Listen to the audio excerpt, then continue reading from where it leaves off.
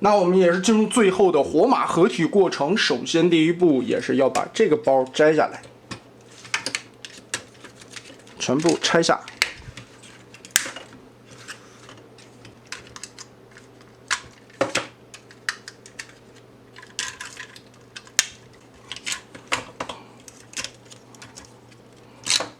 我们还有一个基地的模式啊，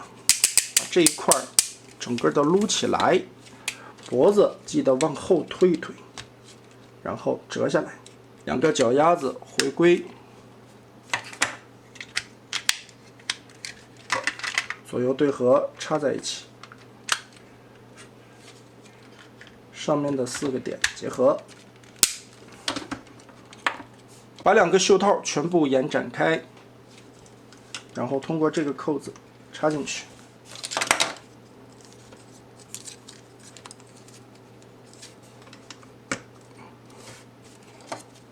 掏出2个肩胛，顺着这个洞插上。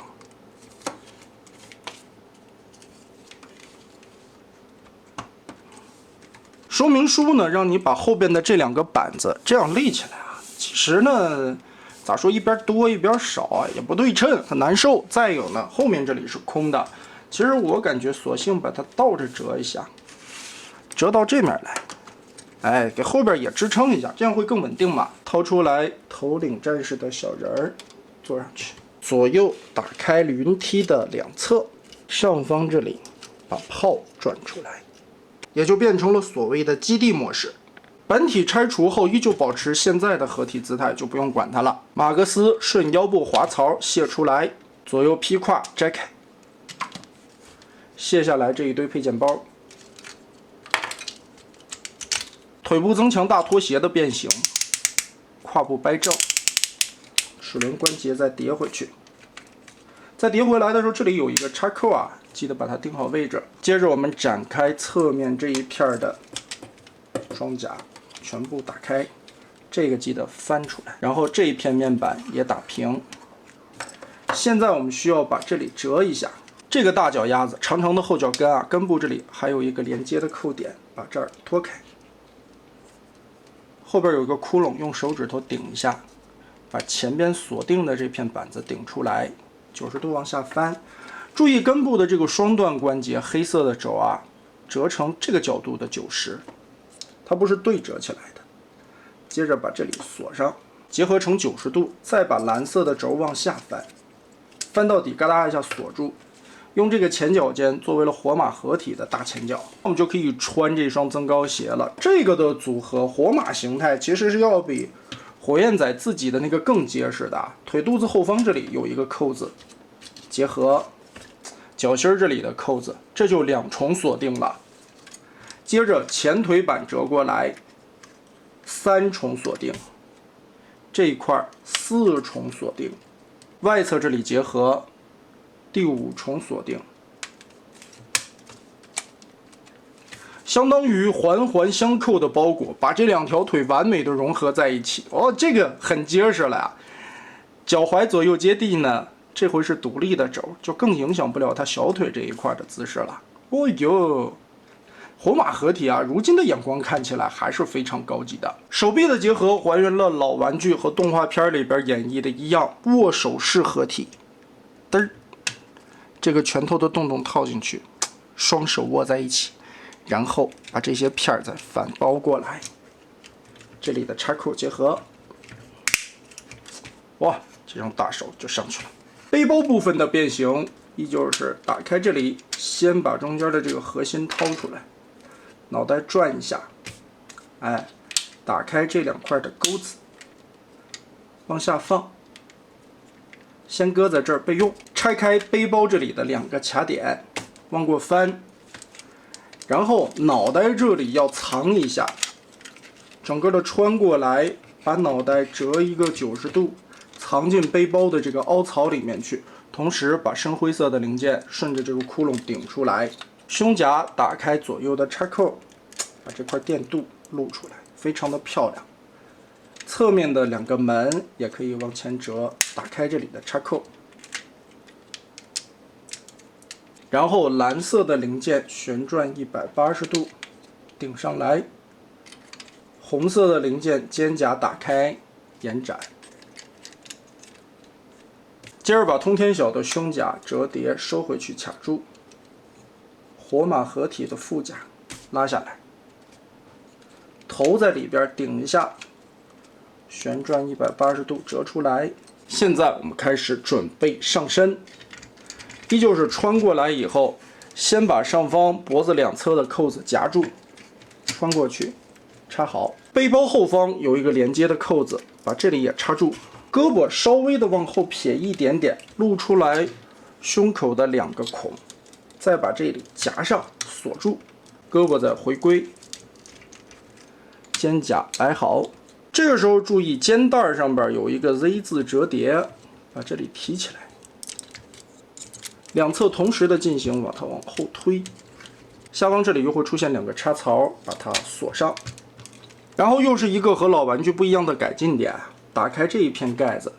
侧面的这2块原先老玩具就耷拉着，现在我们进行翻转，藏到这凹槽里面去，把这一块折一下，旋转过来。再盖上这个盖子，哎，藏到了中间，夹了起来。目标战士回归武器形态，通过这4个插口，扣在背包上方，掏出这把地球大剑。说真的，不论什么时候看火马加上地球大剑以后，这个气势真的都是非常非常棒的。对于美型度的一些进化来说，这一回的火马的完成度可以说是很高了，也是原先的一个设计造型结构被锁定下来了，所以在上面并没有做到太多的改动，只是在一些细小的地方填补了一些美型空洞，增加了一些关节处理，让可动性做得更好了。但整体来说，火马永远是2000年时代的一个非常伟大的作品。它的变形合体其实都是一种非常高级的方式，也能看到很多2000年前后塔卡拉的一些勇者的设计元素在里边。但这一次的众筹版火马，其实我个人感觉啊，还是非常不错的。本身的设计底子就很好，再加上了进化之后目标战士的多种玩法，让通天晓又进行了一些填补。但真要说起来，这个玩意儿的质量，塑料的材质，你一上手就能感觉到跟老玩具差了不止108000里。现在的孩之宝用料材质真的太抠门了，再加上腰部那一块你需要自己修复一下，还有一个更重要的地方，也是非常多玩家诟病的这个色差问题。最直观的，我们用这块袖套来看一下。其实啊，我在开箱那视频里边还说了，目测看起来有色差，但是不太明显啊。你用紫光灯一照，就能很明显的感觉到这一片和中间的这一片应该是掺了荧光剂的，所以会显得更白一些。另外的周围3片，这些就发青色了。咱们也不是说非得挑这个孩之宝的刺儿啊，但凡如今的这些第3方也好，第4方也好，改用这样的材质，改用这样的做工，你问问哪个不挨骂？之前也有人分析过，其实就是因为这个白色的零件，有的加了荧光剂，有的没加，有的霍霍了没搅和匀。只能说如今孩之宝为了省俩代工费，让越南人做出来的这些产品实在是不够合格，它就上市了。再加上也是为了往出挖点塑料啊，就值那几分钱。它腰部那一排的空洞以及两侧的头胶，如果你开盒硬怼的话，那地方直接就断掉了。还有就是现在这个料子的密度，我总说官方的料子软啊，你们总不信。这个剑其实太重了，是撑不起来的。当然，这样的韧性也很好嘛。可是它的连接方式是什么？掌心里边有3个插头，短短的3个插头去插这把剑。说实话，握起来挺有压力的，你得找角度。这3个插头插的不牢紧的，更何况剑这么大这么重，很难举。所以我也是尝试了想摆一个双手举剑的大张式的造型，但是剑可以握在手里边举起来，但这个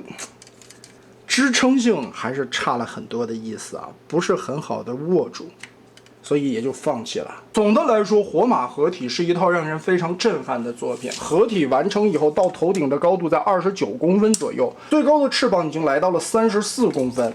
而这把合体大剑到剑尖更是恐怖的68公分左右。所以柜子里想要摆下它，其实还是需要不小的一个空间的。但就是这么一款备受玩家期待，也等待了20多年的重置产品，如今放在了众筹线里边，千呼万唤使出来，结果做工材质一塌糊涂。其实现在海之宝的众筹线玩的特别明白，它玩的是什么？就是一个稀缺。把它当成一种高端的产品、限量的产品，所谓开的众筹，无非就是把这个东西想稀有化，然后在二手市场上面炒起来嘛。再加上各种困惑的操作，如今的一套众筹火马合体，可能在二手市场上面已经涨到了2500块。确实，对于收藏家来说，这款火马的产品定位意义很明确，它就是为了炒作的一个系列，所以这些东西我觉得都无可厚非。我们翻回来再说，玩家把它视若掌上珍宝，二手市场上面淘换他的收藏家们不惜重金购买，但海之宝官方这家厂商对他的态度是完全的不上心，他并没有给我一款限定产品应该有的那种素质，更不要说比之前众筹版大恐龙萨拉斯的那种素质了，充其量撑死也就是个史达的品质，我都抬举了它。所以这也是玩家们一直在吐槽的，东西挺好的，玩具的设计师很用心，但是官方为了省俩成本，他就是不给你好好做，你有辙吗？很棒的一套原始设计，在老玩具身上改动的美型，增加了关节之后，就以现在的眼光看起来，这一套无论是造型、颜值、身材比例，包括一些玩点，都是非常棒的存在。无奈的是，不做人的海之宝一次又一次的将产品品质的底线刷新，玩家们只能一次又一次的妥协，然后如同自我 PUA 似的，一次又一次的安慰自己。所以你觉得这套众筹火马如何呢？欢迎在评论和弹幕留下你的观点。这期咱们就玩到这儿吧。